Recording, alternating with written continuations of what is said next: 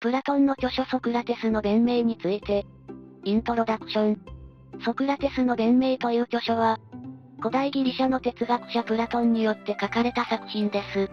この作品は、ソクラテスという偉大な哲学者が、自身の思想や行動を弁明する場面を書いています。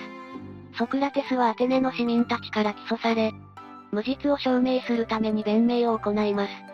本動画では、ズンダモンと四国メタンによる対話形式で、この著書について詳しく解説していきます。ソクラテスの弁明。ソクラテスの弁明って何なのだ？聞いたことないのだ。そうだね。実はソクラテスの弁明は、ソクラテスがアテネの市民たちから起訴された時に行われた裁判の場面を描いた作品なの。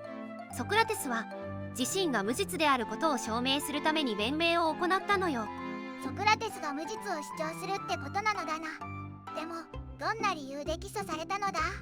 ソクラテスは自身の哲学的な活動がアテネの市民たちによって神々を冒涜する行為だと不敬罪で起訴されたの。彼はこの起訴に対して自身の思想や行動を弁明する機会を求めたのよ。ソクラテスの弁明の要点。ソクラテスはどんなことを弁明したのだ？ソクラテスは自分が知者であると主張することなく、自身の無知を認める姿勢を弁明の中で示しているの。彼は知識を持たないことこそが真の知恵で、他の人々を啓発するために問いかけることが重要だと主張したのよ。ソクラテスは自分の無知を認めることで他のみんなを考えさせるのだな。それってすごい哲学的なアプローチなのだ。ソクラテスの弁明の影響力と意義。ソクラテスの弁明ってその後の哲学にどんな影響を与えたのだ？ソクラテスの弁明は後の哲学者たちに大きな影響を与えたの。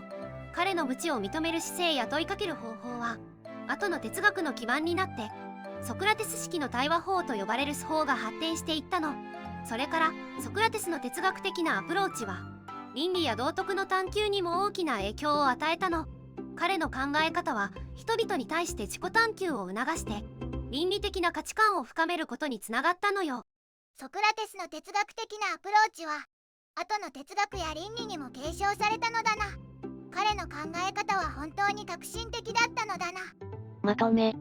ソクラテスの弁明は、ソクラテスが、自身の無実を主張するために行った弁明の場面を書いた著書です。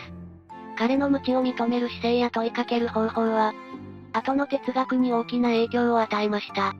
ソクラテスの哲学的なアプローチは、倫理や道徳の探求にも大きな意義を持っています。彼の思想は、人々に自己探求と倫理的な価値観の重要性を教え、哲学界において大きな転換点となりました。ソクラテスの弁明は、古代ギリシャの哲学史において重要な位置を占めています。